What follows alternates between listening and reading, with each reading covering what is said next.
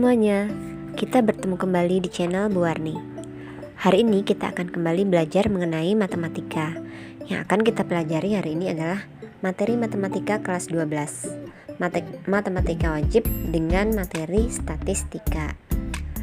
Adapun bagian yang akan kita pelajari hari ini, yang pertama mengenai pengertian statistika, yang kedua daftar distribusi frekuensi, ketiga histogram, keempat algib, dan kelima poligon frekuensi. Pengertian statistika. Statistika adalah cabang ilmu matematika terapan yang terdiri dari teori dan metode mengenai bagaimana cara mengumpulkan, mengukur, mengklasifikasi, menghitung, menjelaskan, mensintesis, menganalisis, dan menafsirkan data yang diperoleh secara sistematis. Adapun langkah dalam statistika adalah mengumpulkan data, meringkas data, mengolah data, dan menyajikan data. Contoh penerapan ilmu statistika adalah penyajian data. Nah, di Indonesia kita memiliki yang namanya BPS, yaitu Badan Pusat Statistika. Di sana dikumpulkan berbagai macam data penduduk Indonesia. Contoh yang bisa kita lihat di bawah ini adalah sumbernya dari BPS ya. Misalkan gambar tabel di bawah ini adalah data jumlah penduduk Indonesia tahun 1945 sampai 2015. Data itu berupa diagram batang namanya. Kita lihat jumlah dari tahun 1945 ada 73,3 juta jiwa penduduk Indonesia. 5 tahun berikutnya tahun 1950 menjadi 77,2 juta jiwa, berarti terjadi peningkatan meskipun tidak signifikan. Sampai seterusnya 1961 dan terakhir 2015, sehingga terakhir ada 255,5 juta jiwa penduduk Indonesia. Nah, dari diagram ini kita bisa melihat data. Contoh data berikutnya adalah laju pertumbuhan penduduk Indonesia tahun 1945 sampai 2015. Nah, data berikut berupa diagram garis namanya, karena ditarik garis setiap tahun ya. Nah, ini yang namanya penyajian data dalam bentuk diagram dalam ilmu statistika. Dengan menganalisis data tersebut tadi, dengan menggunakan ilmu statistika, jumlah penduduk Indonesia dari tahun ke tahun diprediksikan akan berlipat ganda. Dengan demikian dapat dikatakan bahwa ilmu statistika dapat digunakan sebagai alat bantu pembuat kebijakan, baik tingkat daerah maupun tingkat pusat pemerintahan. Selanjutnya kita akan bahas mengenai distribusi frekuensi. Pengertian distribusi frekuensi adalah nilai data, bisa nilai berupa nilai individu atau nilai data yang sudah dikelompokkan, yang disertai dengan nilai frekuensi yang sesuai. Pengelompokan data ini dimaksudkan agar ciri-ciri penting data tersebut dapat segera terlihat, dan daftar frekuensi ini akan memberikan gambaran yang khas tentang bagaimana keragaman sebuah data.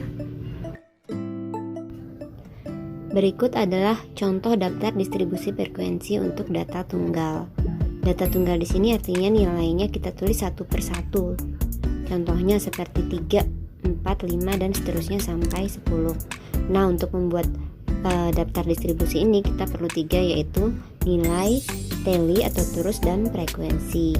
Kita misalkan masukkan 3 itu keluar sekali, berarti turusnya kita tulis 1 dan frekuensinya juga 1. Nilainya misalkan yang berikutnya adalah 4, keluar sebanyak 7 kali, berarti turusnya 7 dan frekuensinya juga 7, dan seterusnya sampai angka terakhir nilainya misalkan 10, keluar sekali, kita tulis turusnya 1 dan frekuensinya 1. Nah, ini adalah penulisan contoh daftar distribusi untuk data tunggal.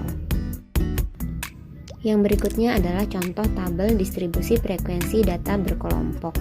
Nah, kenapa disebut data berkelompok? Karena setiap kelas itu terdiri dari beberapa angka. Contohnya seperti kelas pertama 144 sampai 149. Artinya di situ ada beberapa angka. Ada 5 angka, 144, 145, 146, 147, 148 dan 149. Nah, contohnya misalkan di sini ada tabel distribusi frekuensi tinggi badan siswa. Kita cuma perlu 2 kolom di sini, yaitu tinggi badan dan banyak siswa. Terus kita kelompokkan kelasnya. Contohnya kelas pertama 144 sampai 149, banyak siswanya ada 1. Terus kelas kedua 150 sampai 155, banyak siswanya ada 7, dan seterusnya sampai kelas terakhir 180 sampai 185, banyak siswanya ada 2. Ini adalah contoh tabel daftar distribusi frekuensi data berkelompok. Nah, sekarang kita akan belajar mengenai langkah-langkah membuat daftar distribusi frekuensi. Langkah pertama, kita harus menentukan rank kelas. Rank itu adalah selisih antara nilai tertinggi dan nilai terendah. Artinya nanti nilai tertinggi dikurangkan dengan nilai terendah. Langkah kedua, menentukan banyaknya kelas. Kita gunakan aturan Stugas di sini dengan rumus banyak kelas sama dengan 1 ditambah 3,3 kali log n, di mana n adalah banyaknya siswa. Terus yang ketiga, langkah ketiga adalah menentukan panjang kelas. Panjang kelas dengan rumus rank yang sudah kita cari di nomor 1 tadi dibagi dengan banyaknya kelas yang kita dapat dari langkah kedua tadi. Dan langkah terakhir adalah menentukan nilai batas bawah kelas pada kelas yang pertama. Selanjutnya baru kita buat daftar distribusi frekuensi berkelompoknya. Contoh soal, misalkan ada data sebagai berikut. Data nilai matematika dari 65 orang siswa. Datanya di sini tidak berurutan ya. Contohnya misalkan 30, 25, 90 sampai dengan 75 dan 75 angka terakhirnya. Nah, dari angka yang tidak berurutan ini kalian disuruh menentukan daftar distribusi frekuensi berkelompoknya. Langkah pertama, kita urutkan dulu data dari yang terkecil sampai yang terbesar. Kalau di soal tadi kan datanya berurut ya. Nah, sekarang kita urutkan dari angka terkecil berarti 25, 25, 26 dan seterusnya berurutan sampai yang paling besar adalah 94.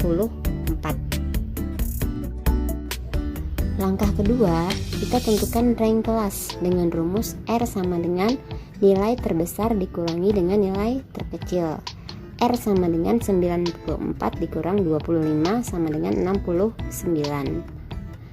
Setelah dapat ranknya, kita masuk ke langkah ketiga, yaitu menghitung jumlah kelas atau banyaknya kelas dengan rumus tadi K sama dengan 1 ditambah 3,3 kali log N. Berarti K sama dengan 1 tambah 3,3 kali log 65. Log 65 adalah 1,8192. Berarti hasilnya menjadi, kita kalikan dulu 3,3 kali 1,8192 dan hasilnya ditambahkan dengan 1 sehingga kita peroleh 6,98. Nah, kita bulatkannya untuk menghitung jumlah kelas ini ke atas ya, tidak boleh kurang. Berarti boleh lebih dan tidak boleh kurang. Tidak boleh kita bulatkan ke 6, tapi harus kita bulatkan ke 7. Jadi K-nya sama dengan 7.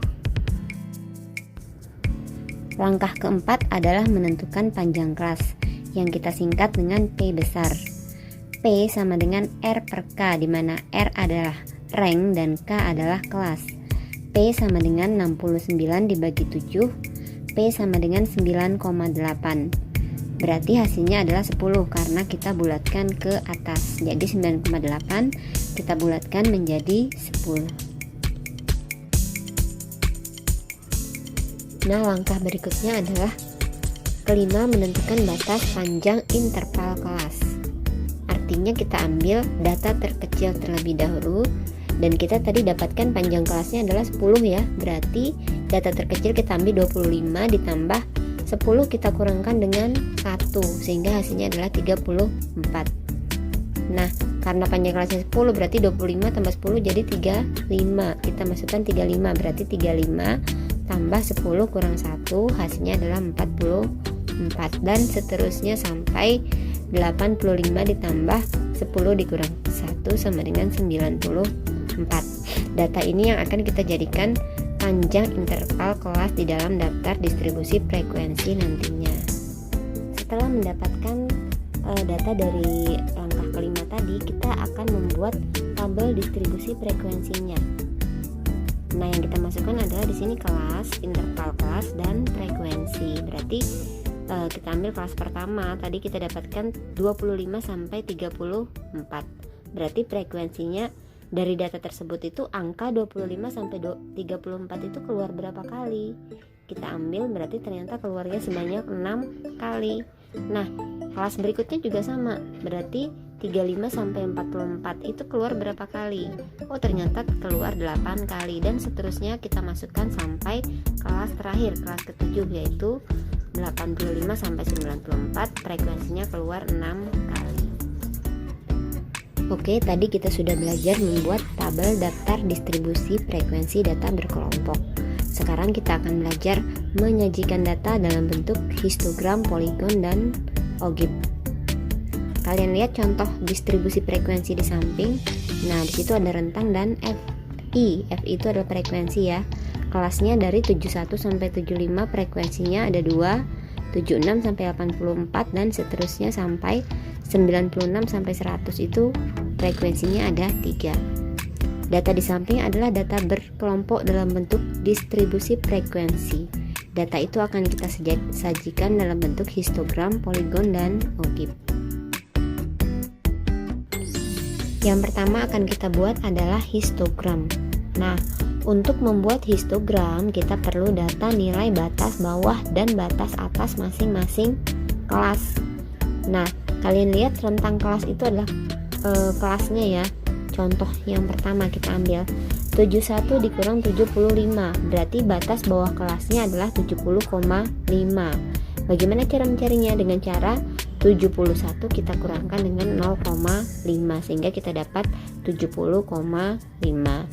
Dan batas atasnya kita tambahkan dengan 0,5. 75 tambah 0,5 sehingga kita dapatkan 75,5.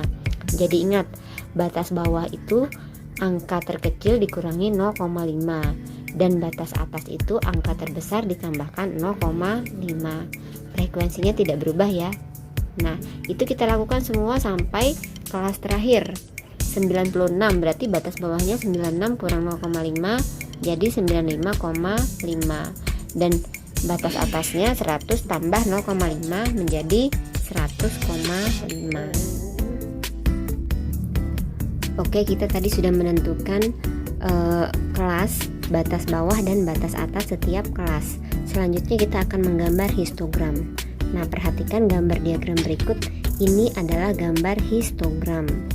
Untuk kelas pertama yang kita cantumkan di situ adalah batas bawah kelas pertama, yaitu 70,5 dan batas atasnya 75,5 dengan frekuensi 2. Untuk kelas kedua, batas bawahnya sama dengan batas atas kelas pertama, yaitu 75,5, dan batas atas kelas kedua yaitu 80,5 dengan frekuensinya 4. Nah, dan seterusnya sampai kelas ke 1, 2, 3, 4, 5, 6 kelas ya, sampai kelas terakhir, kelas ke-6, yaitu dengan batas bawah 95,5 dan batas atasnya 100,5 dengan frekuensi 3. Nah, histogram ini seperti diagram batang tapi dia berdempet. Ini adalah gambar histogram. Selanjutnya kita akan membuat poligon. Data yang kita gunakan masih sama, yaitu dengan rentang kelas 71 sampai 75 dan kelas terakhirnya 96 sampai 100. Tadi kita sudah mendapatkan batas bawah dan batas atas kelas. Untuk membuat poligon ini kita perlu mencari nilai titik tengah pada masing-masing kelas. Titik tengah ini akan mewakili nilai untuk setiap rentang kelas. Frekuensi yang kita gunakan masih sama ya dengan data awal tadi. Nah, titik tengah kelas ini kita peroleh dari nilai tengah masing-masing kelas. Contohnya kelas pertama. Kelas pertama itu 71 sampai 75. Berarti titik tengahnya adalah 73. Artinya nilai yang ada di tengah-tengah 71 sampai 75. Atau cara cepatnya 71 kali yang jumlahkan dengan 75 baru dibagi dengan 2. hasilnya akan mendapatkan 73. Untuk kelas berikutnya juga sama, 76 tambahkan dengan 80 bagi 2 hasilnya 78, dan seterusnya sampai kelas terakhir, 96 tambah 100 dibagi 2 hasilnya 98. Nah, berikut adalah gambar poligon ya. Yang kita gunakan adalah nilai titik tengahnya. Kalau tadi pada histogram kita menggunakan nilai batas bawah dan batas atas setiap kelas. Kalau pada poligon kita menggunakan titik tengah. Nah, tadi kelas pertama kita dapat titik tengahnya 73. Kita kaitkan dengan frekuensinya 2. Nah, berarti kita kasih titik di situ ya. Dan seterusnya sampai kelas terakhir. Sehingga kita bisa hubungkan titik-titik tersebut menjadi sebuah diagram. Gambarnya hampir sama dengan diagram garis. Nah, kalau tadi histogram seperti diagram batang, kalau poligon seperti diagram garis. Selanjutnya kita akan belajar membuat ogib. Ogib itu ada dua, yaitu ogib positif dan ogib negatif. Untuk ogib positif sendiri kita gunakan frekuensi kumulatif kurang dari, dan ogib negatif menggunakan frekuensi kumulatif lebih dari. Nah, kita akan belajar mengenai ogib positif terlebih dahulu. Yang kita gunakan sama ya, datanya rentang kelasnya yang tadi 71 sampai 75 dan kelas terakhirnya 96 sampai 100. Yang kita pakai adalah batas atas kelasnya berarti 75,5 dan seterusnya sampai 100,5. Batas atas itu masih ingat tadi diperoleh dari nilai tertinggi ditambah 0,5. Contohnya kita ambil kelas pertama, rentangnya 71 sampai 75. Kelas pertama nilai terbesarnya adalah 75, berarti ditambah 0,5 sehingga menjadi 75,5. Frekuensinya 2. Dan frekuensi kumulatif kurang dari kita dapatkan dari 2 frekuensi awalnya FI itu 2 kan. Nah, kita taruh 2. Nah, terus untuk kelas keduanya frekuensi yang 2 tadi kita tambahkan dengan frekuensi kelas kedua yaitu 4. Berarti 2 tambah 4 sama dengan 6. Nah, untuk kelas ketiga juga sama. Tinggal kita jumlahkan, berarti 2 tambah 4 tambah 12 sama dengan 18. Kelas selanjutnya juga sama, frekuensi atasnya yang kita jumlahkan, sehingga kelas terakhir kita memperoleh 2 tambah 4 tambah 12 tambah 13 tambah 6 tambah 3 sehingga hasilnya adalah 40. Nah, data tadi yang sudah kita dapatkan tadi akan kita gunakan untuk menggambar ogib positif dengan cara kelas pertama tadi kan kita ambil nilai batas atasnya 75,5, frekuensinya 2, kita tarik masing-masing menjadi titik. Dan kelas kedua 80,5, frekuensinya 6 dan seterusnya sampai kelas terakhir 100,5, frekuensinya 40. Baru kita tarik di antara titik-titik yang sudah kita buat tadi sehingga berbentuk diagram garis. Nah, ini yang disebut sebagai ogib positif. Selanjutnya, untuk membuat ogib negatif, kita masih gunakan data yang sama, rentangnya 71 sampai 75 dan kelas terakhirnya 96 sampai 100. Frekuensinya juga masih sama ya, 24, 12, 13, 6 dan 3. Kalau ogib positif tadi kita menggunakan batas atas kelas. Nah, kalau ogib negatif kita menggunakan batas bawah kelas. Batas bawah diperoleh dengan cara angka terkecil dikurangi 0,5. Contohnya kelas pertama 71 sampai 75. Angka terkecilnya adalah 71, berarti dikurangi 0,5 hasilnya 70,5. Frekuensinya tetap 2. Nah, untuk selanjutnya mencari frekuensi kumulatif lebih dari, kita tadi sudah mendapatkan jumlah seluruh frekuensi itu 40 ya. Nah, kita taruh di kelas pertama itu 40. Untuk kelas keduanya 40 kita kurangkan dengan angka frekuensi pada kelas pertama 2, berarti 40 kurang 2 sama dengan 38. Selanjutnya 38 kita kurangkan dengan 4 dapat 34. 34 kurang 12 sama dengan 22. 22 kurang 13 sama dengan 9. 9 kurang 6 sama dengan 3. Nah, dari situ kita dapat memperoleh nilai frekuensi kumulatif lebih darinya. Setelah mendapatkan nilai-nilai tersebut tadi, berarti kita gambar kembali pada diagram. Kita gunakan batas bawah kelas ya, berarti kelas pertama batas bawahnya tadi 70,5, frekuensinya 40. Kelas kedua 75,5, frekuensinya 38. Kita buat titik di situ dan kita hubungkan sampai kelas terakhir 100,5 dan akan berbentuk diagram garis. Nah, diagram ini yang dinamakan sebagai ogive negatif. Oke, untuk hari ini itu saja yang akan Ibu berikan. Semoga kalian bisa memahami mengenai materi statistika yang sudah Ibu sampaikan tadi, mengenai tentang cara membuat daftar distribusi frekuensi, membuat histogram, poligon, dan ogive positif dan negatif. Ingat untuk tetap belajar di rumah dan tetap di rumah jaga kesehatan kalian selama masa pandemi ini. Ibu akhiri, wassalamualaikum warahmatullahi wabarakatuh.